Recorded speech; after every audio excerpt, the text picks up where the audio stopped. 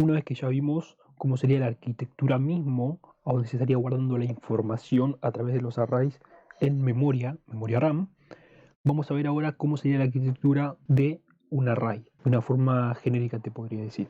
Fíjate que el array tiene una longitud, en este caso está comprendido por 10 elementos, ¿sí? Pero ojo, la gran mayoría de las personas se equivoca cuando comienza con la parte de los arrays, porque el array se empieza a contabilizar desde el índice número cero, ¿sí? Todos los elementos dentro del array van a tener índices y se empieza a contabilizar con el índice número cero.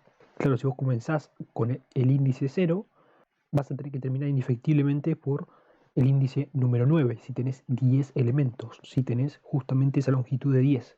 Si tuvieses una longitud de 12, tendrías de 0 a 11, si tuvieses de 20, de 0 a 19, etcétera, etcétera. Así que eso tenés que tenerlo en consideración.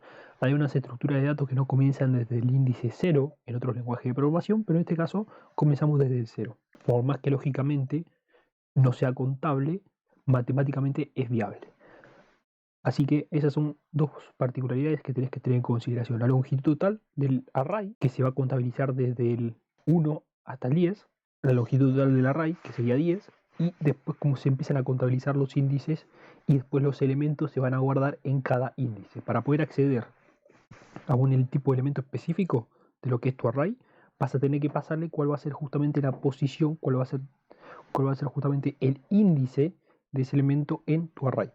Bien, otra particularidad que acá existe en Python, que yo podría creer que sería uno de los talones de Aquiles que tiene Python, es que los arrays no están soportados mismo en el lenguaje de programación. O sea que vos tenés que importar la librería array para manejo de arrays, ¿sí? Generalmente hoy en día se utiliza mucho lo que es listas y otro tipo de estructuras de datos que son más modernas que los arrays, ¿sí? Pero bueno, los arrays serían matrices o arrays, es exactamente lo mismo. En este caso sería un array unidimensional, porque tiene solamente una dimensión, sí que tiene un eje, vos accedes a través de una posición específica, pero podés tener, por ejemplo, arrays de dos dimensiones, tipo bidimensional, de tres dimensiones, tridimensional, etcétera, etcétera. Se utiliza mucho la parte de matemática computacional, ¿sí? Fíjate que tengo un curso sobre matemática computacional que me ocupo específicamente del lenguaje de ingeniería MATLAB, y ahí manejamos todo lo que serían vectores columnas, vectores filas, matrices y todo lo demás, ¿sí? Ya sería el nivel de complejidad un poquito más elevado. Ahí te podrías entrar y fíjate para ver cómo es el tema. Así que bueno, vamos directamente al ejercicio. Yo voy a crear un ejercicio. Fíjate el nombre que siempre va a estar colocado para no perder tiempo, y por ahí si tengo algún que otro archivo que vamos a estar utilizando también va a estar creado para no perder el tiempo. Y lógicamente que estos ejercicios los voy a pensar antes de hacerlo para que no surja algún problemita en el medio de la resolución y tampoco que perdamos tiempo en eso.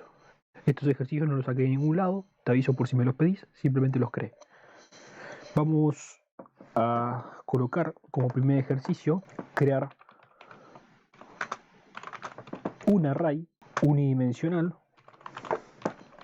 Si vos no colocas unidimensional, se entiende que es unidimensional, si es un array convencional, que posea números enteros. Otra particularidad que te quiero decir con el tema de los arrays es que en el array vas a manejar un único tipo de dato. Eso quiere decir que si vos tenés enteros, tipo 12, no sé, 13, 78, no sé, cualquier número, van a tener que ser tu array meramente de enteros. No podés colocar después un double, por ejemplo, 78.90. No podés colocar después, por ejemplo, Juancito, ¿sí? Bueno, eso se debe a justamente la estructura mismo del array. Entonces para esto vamos a importar primeramente el módulo array, ¿sí? Importamos array como array, ¿sí? Fíjate otra particularidad, cuando vos empezás a importar librerías acá en Python, el as quiere decir el acrónimo que vos vas a manejar en relación a la librería que vos importaste. Entonces vos lo podés llamar como quieras, le puedes decir array, le podés decir Pepito, por ejemplo, y vas a manejar ese nombre, Pepito. Generalmente siempre se coloca más agotado el nombre. En array es ar para que el manejo sea más rápido, ¿sí? Pero bueno, yo le voy a colocar array. Si no, importarlo array así y manejas array. Es exactamente lo mismo. Pero pues si lo querés cambiar, lo tenés ahí.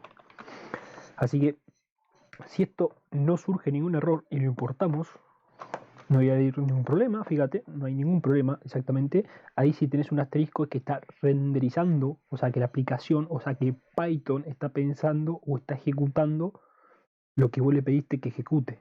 Entonces, a veces cuando tenés mucha cantidad de datos y mucho nivel de procesamiento, lo que sería el tiempo de procesamiento acá se te va a elevar a n sobre la longitud de ese procesamiento. Así que bueno, vamos a manejar entonces el array. El primer array que voy a crear, que yo le voy a decir array 01, esto va a ser igual a manejando este módulo array, esta librería, ¿sí? Y vamos a definir cuál va a ser nuestro array. Hay dos consideraciones acá. La primera, que en el array vas a manejar lo que es el tipo de dato al principio. O sea, vos tenés dos parámetros que tenés que pasar al array: el tipo de dato, tipo guión bajo dato, y después el valor del dato, ¿sí? Esos son los dos parámetros que vas a tener que pasarle al array. Ahora, algunos arrays difieren de otro, porque por ahí lo que es el valor del dato lo puedes colocar como fila, o sea, como dos corchetes, y adentro del mismo lo que serían los diferentes valores que vos querés manejar. Vamos a hacerlo con práctica, así esto va a quedar más fijo. Esto lo voy a copiar, lo voy a pegar abajo. Yo siempre, para algunos desarrollos por ahí en Python, pues yo no soy programador en Python, soy programador Java, pero bueno, hay algunas cosas que por ahí quedan medio a libre albedrío, como lo manejas en Python. En cambio, Java ya es un lenguaje más estructurado, no podés diferirlo con lo que ya está hecho, a menos que te quieres decir algo. Pero bueno, en este caso entonces el tipo de dato va a tener que ser pasado entre comillas simples, ¿sí? O con, bueno, comillas dobles nunca lo hice, fíjate si sale, sale. Y acá vas a tener que colocar qué tipo de dato va a ser. Si es un entero, en i; si es un tipo double, por ejemplo, en d; si es un string, en s, y así sucesivamente. Si es un carácter, bueno, y lo que sea. Los tipos de datos se colocan en el primer parámetro que se le pasa a través del array. Después, el valor del dato, en este caso si es solamente un elemento, por ejemplo 12, no hace falta declararlo entre corchetes. Cuando veamos lista va a ser mucho más sencillo, porque vos la lista la podés llamar directamente y la imprimís en la salida de la consola. Pero ¿cómo hacer para imprimir un array en la salida de la consola? Es un poco más complicado, pero se puede hacer. En Python igual es muy sencillo. Si vos te fijas después en C, en Java, en C#, por ejemplo, cómo haces un recorrido de un array o cómo manejas arrays, vas a ver que si salís de acá para el otro lenguaje te vas a tener que romper la cabeza prácticamente, ¿sí? Es mucho más complicado. Entonces acá directamente, para poder justamente visualizar cuáles son los elementos del array, vamos a tener que declarar un for, ¿sí? ¿El for para qué? Bueno, para que recorra los elementos del array. En este caso solamente tenemos un elemento, ¿sí? No pasa absolutamente nada. Vamos a ello. Entonces, for i, voy a decirle yo, siempre el elemento que se itera sobre la variable en la cual queremos nosotros iterar, por convención se coloca ahí. Vos llamalo como quiera. Puedes colocarle elemento a elemento si querés, pero va a ser mucho más largo y es mucho más acotado, ¿sí? Entonces, for i in range, range es una función en Python ya preestablecida que va a declarar cuál va a ser el rango mismo que nosotros vamos a manejar. Podemos manejar, por ejemplo, la longitud del array, ¿sí? Podría ser viable, o si no, podemos declararle como de 0 a tanto, ¿no? Si sabemos que nosotros, como yo te expliqué, comienza desde índice 0, va a tener que terminar indefectiblemente sobre el índice máximo, ¿sí? Pero claro, esto va a ser dinámico en cierto sentido. Entonces vamos a tener que eficientizarlo.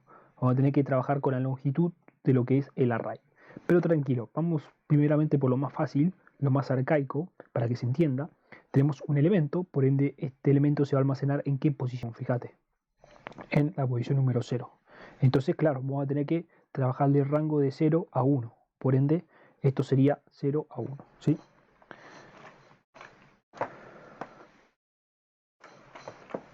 (0,1). Bien, esto se va a iterar en ese rango, ¿sí? Solamente dos posiciones. Vamos a tener que imprimir esas posiciones dentro del for para que se visualice. Entonces, para eso, o lo podemos almacenar en una variable, como quieras, es exactamente lo mismo. Para esto, print la variable array, esto va a ser igual a la variable array 01, y entre corchetes vamos a pasarle lo que es la variable i, porque está recorriendo esa variable, ¿sí? Porque por cada iteración va a recorrer sobre lo que son estos dos rangos dentro de la variable array, pero sobre la variable i que se va a iterar.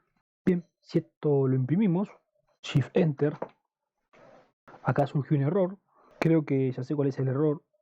Fíjate acá que colocamos double, es i, son números enteros, Shift Enter, no, ese no es el error. Qué raro que salte este error. Vamos a revisar un poco el código. Podríamos hacer una depuración del código, pero en este caso es muy chiquito, no hace falta. A ver, estamos importando el módulo array, estamos de acuerdo como array, está bien, yo le llamé el mismo nombre, y acá estamos declarando el array dentro de la variable. No, acá hay un problema.